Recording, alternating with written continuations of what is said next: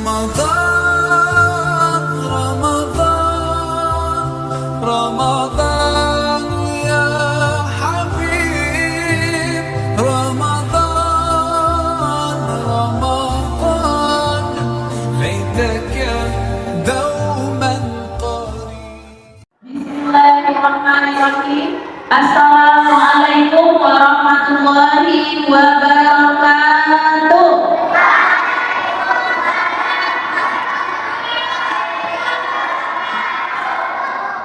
Sebelum Ustazah memulai ceramah, tolong dudukan Ustazah yang rapi. Tidak ada yang duduknya seperti di kedai, ya, kakinya diangkat, bajunya disingkirkan, ya, duduknya rapi. Kalau duduk rapi, artinya siap mendengarkan ceramah Ustazah sampai selesai. Bisa dimengerti? Alhamdulillahirabbil alamin wa bihi nasta'inu ala umuri dunya waddin. Asyhadu an la ilaha illallah wahdahu la syarika lah wa asyhadu anna Muhammadan abduhu wa rasuluhu la nabiyya ba'da. Amma ba'd.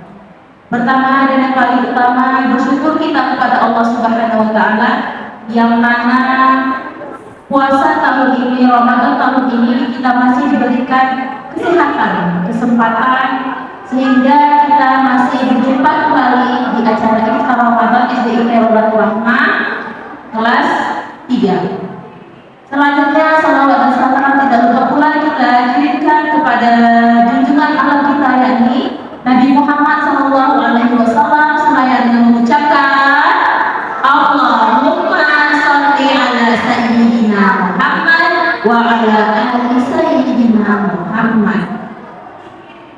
Baiklah yang terhormat ayahanda kepala sekolah SDIT Rodatul Rahmah, Ustadz dan Ustazah serta anak-anak Ustazah yang Ustazah sayangi. Ceramah Ustazah hari ini tidak lama-lama, ya, namun perlu nantinya anak Ustazah renungkan apakah sudah dijalankan dengan baik atau tidak. Apa ceramah Ustazah hari ini? Ceramah Ustazah hari ini adalah tips semangat melaksanakan sholat tarawih. Ustazah tak bahas tentang puasa, tidak bahas tentang hal-hal yang membatalkan, tapi bagaimana ya supaya kita semangat dalam melaksanakan sholat tarawih. Anak Ustazah, hari ini kan antum tarawih di sekolah, ya. Di malam-malam sebelumnya anak Ustazah tarawihnya di mana? Di selama ini puasa ada yang batal atau belum? Belum. Sholat tarawihnya ada yang bolong atau belum?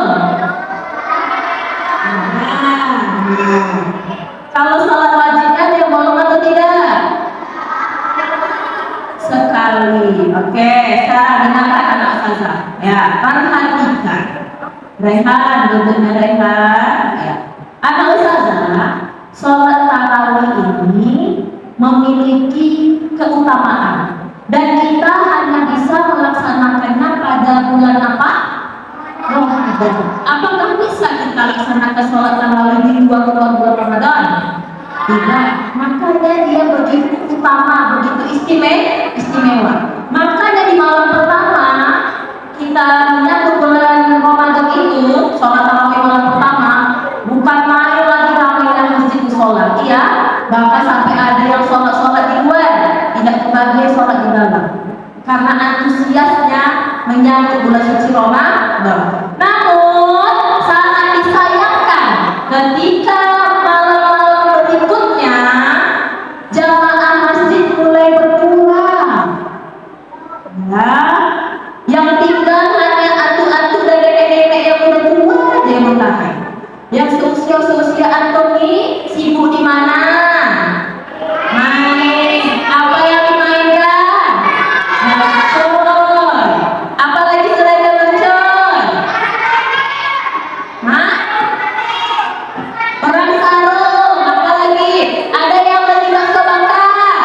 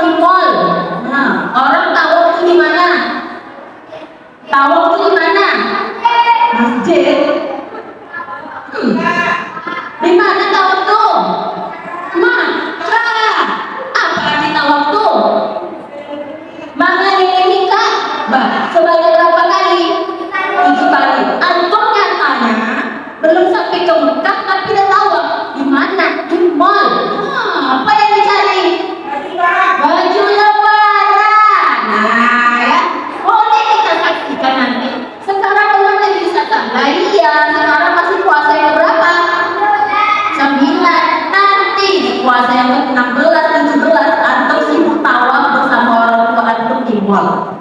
Tapi mudah-mudahan tahun ini tidak ada lagi. Mudah-mudahan ya bisa.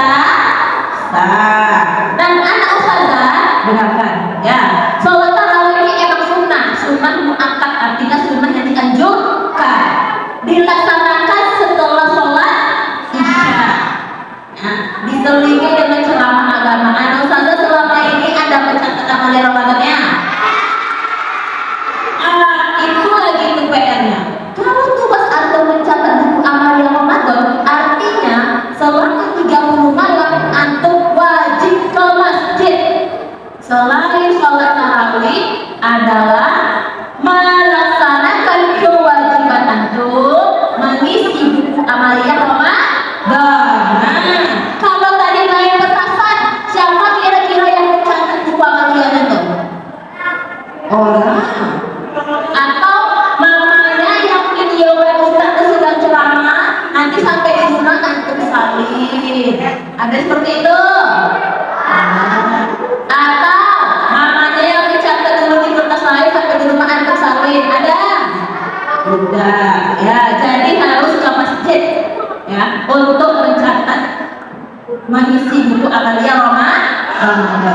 Nah, sekarang kita perhatikan banyak sekali orang ketika melaksanakan sholat tarawih itu dia menguap-uap, ya. Apa penyebabnya tuh? Yang menyebabkan ngantuk itu apa? Hah? Aslinya apa lagi? Makan apa lagi?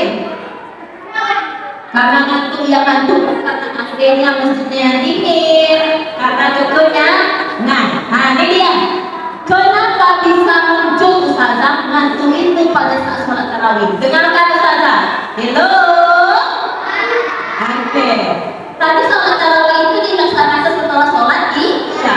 Nah di jam-jam itu anak ustazah emang muncul rasa mengantuk kita. Itulah ujian kita dalam menjalankan sholat tarawih. Ya. Terus apa lagi? Rasa lelah kita setelah seharian berpuasa. Nah, rasa lelah kita itu menyebabkan juga kita mengantuk pada saat tarawih. Ini tarawih kan kaliannya. Siapa namanya ya? Belum lagi tarawih. Terus berikutnya tadi kata siapa? Siapa nama tuh? Fahri. Karena makan. Nah, ini lagi yang paling besar penyebabnya. Pada saat berbuka, menjelang detik-detik berbuka, pergi keliling mencari takjil, semua dibelinya, sop buah, goreng bakwan, apalagi teh rakyat, apalagi, donat, risol. Pada saat ini tuk, apakah semuanya untuk makan? Ada makan nasi? Nah, antum makan sepuas-puasnya kan? Iya. Setelah itu apa lagi yang muncul? Rasa kenyang. Nah, rasa kenyang yang muncul ini anak ustazah membuat badan kita slow respon. Tahu slow respon? Malas bergerak. Nah, tak kira hari ini masuk masjid apa? Kenyang kali. Nah, semua dalam mulutnya ada TS, ada risol, ada bakso, ada apa lagi? Ada donat, ada nasi. Nah, itulah yang membuat dia malas ke masjid. Dan kalau ke masjid ke sholat tarawih mengantuk. Tapi berbeda ceritanya dengan si Fulan. Ada Fulan namanya. Ada di sini namanya Fulan. Enggak. Nah, si Fulan ini setiap tarawih jarang sekali dia mengantuk. Kok bisa kata teman-temannya? Fulan, kok bisa tuh selama tarawih tidak pernah ngantuk? Semangat ceria mulai dari ustaz ceramah sampai selesai sholat tarawih. Nah, senyum ya. Nah, iya dong, ada rahasianya. Tahu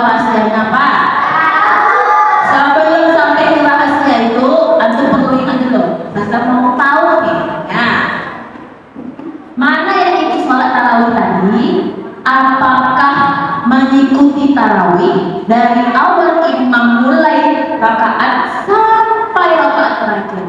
Ada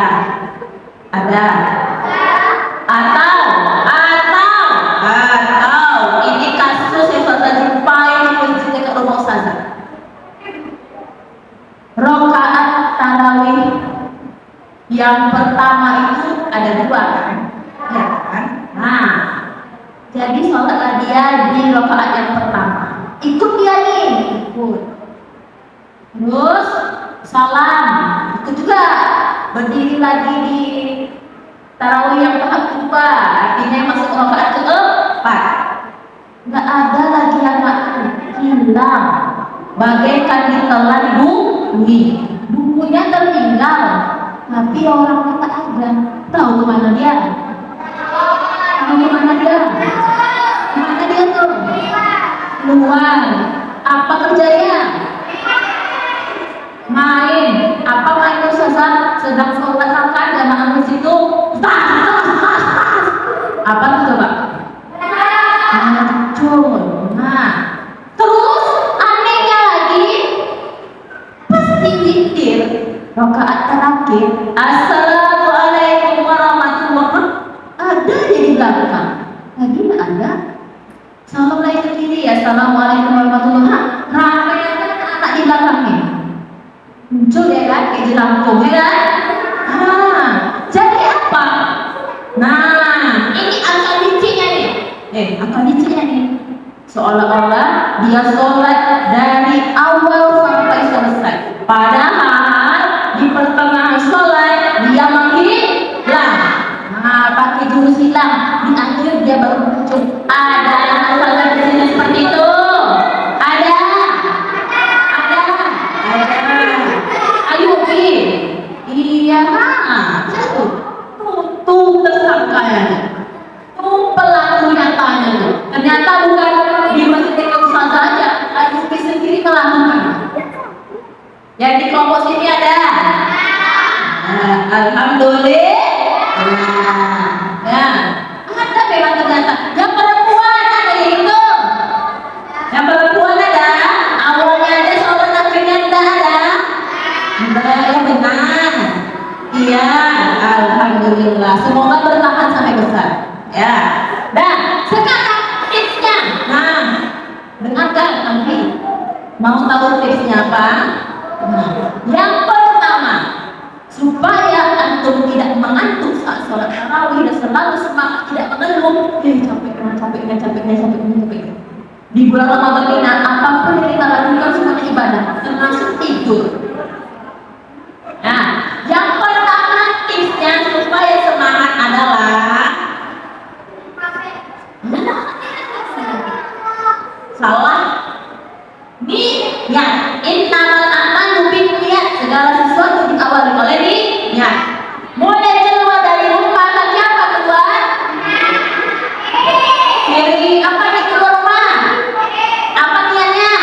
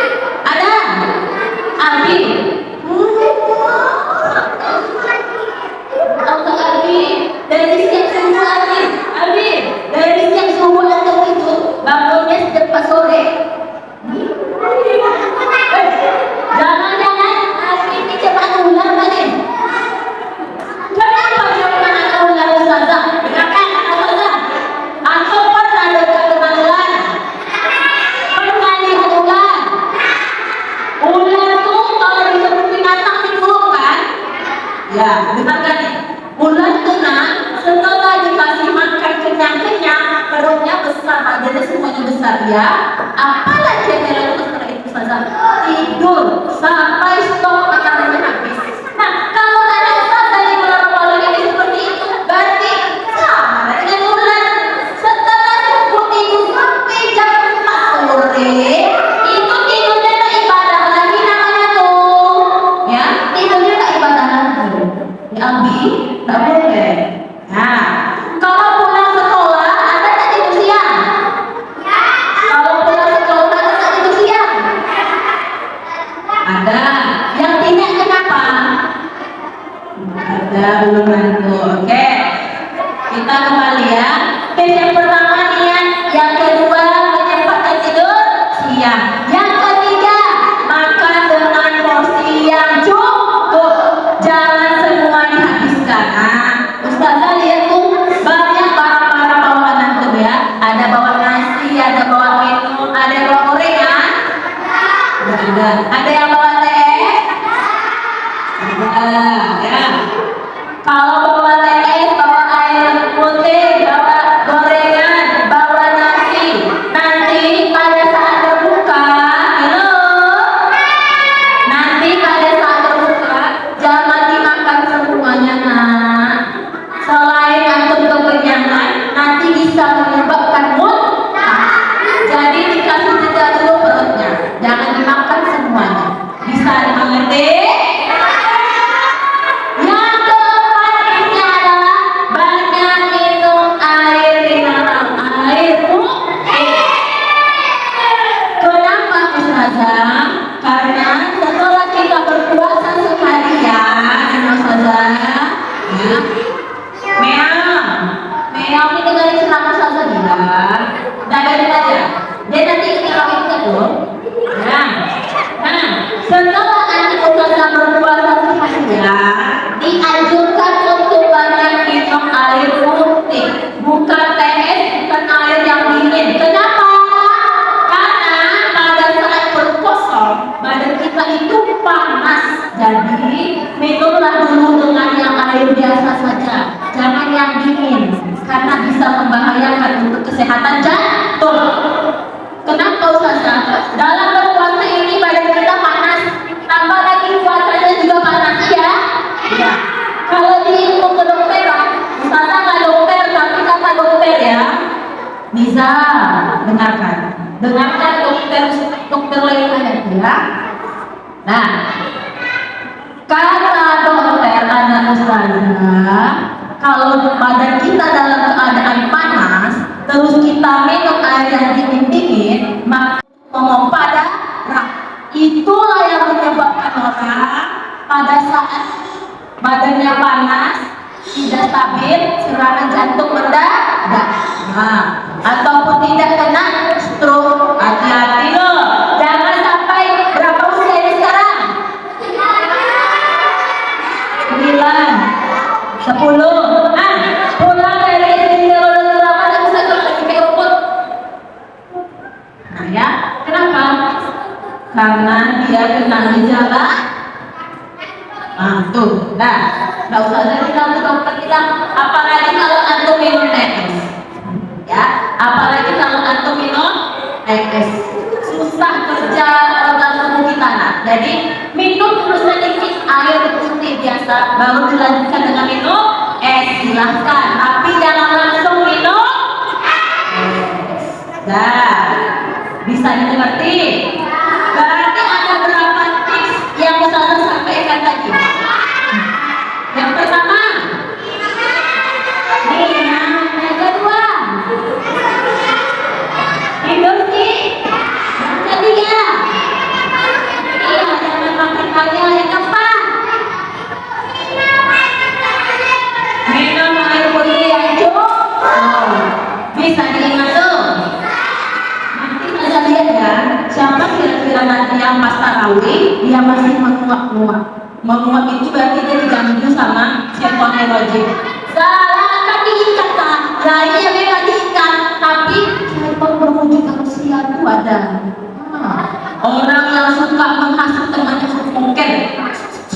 Kita mungkin lagi di rumah mama aku, Mama aku lagi kerja, bapak aku kerja. Kita bisa mungkin sepuasnya. Ada yang mungkin? Ada yang mungkin? Atau ada yang punya niat untuk mokel? Ada? Ada yang punya niat untuk mokel? Ada? Apa tuh? Kenapa nanti berniat mokel? Kemarin kenapa? Karena nggak sahur. Kok buka ayam bisa kan berarti? Kurang makan. Nah, nih, siapa nama lo? Ada Dio. Dia ada berniat untuk mokel. Tidak sahur ya? Kurang makan. Oh, dia sahur tapi kurang makan. Ada niat tapi tidak salah kata. Salah orangnya. Ada niat tapi tidak salah kata. Tetap mokel dong. Enggak, tetap dilanjutkan. Ya, berarti baru hanya berniat. Ya. Dan tuh, jangan sampai perempuan ada berniat mokel. Apa untuk mokel? Apa mokel lu? Iya, buka diam-diam. Ada? Hah? Oh iya, Ustazah aku bilang budi. Nanti kata di sini anak bapak yang budi. Kenapa lu Ustazah ya? Enggak, ada. Ada. Nah, bagus. Ya. Nah, jangan pernah atau berencana untuk pakai. Atau ada yang pura-pura sakit. Ada yang pura-pura sakit. Nah, kenapa pura-pura sakit nanti ya? Berguna apa nih? Betulnya harus sakit. Terus dia pura-pura sakit supaya apa? Nah, ada, tidak, alhamdulillah. Berarti anak Ustazah kelas 3 ini semuanya mulai dari Al-Hadi, Anafi, Ar-Rahman, puasa dengan keadaan jujur dan ikhlas. Ucapkan Alhamdulillah dulu. Alhamdulillah. Karena waktu kita sudah hampir selesai, coba dulu lagi. Bersih ya. Nanti. Nah, bersiap. Oke. Jadi ceramah Ustazah hari ini cukup sekian tentang tips semangat menjalankan sholat tarawih.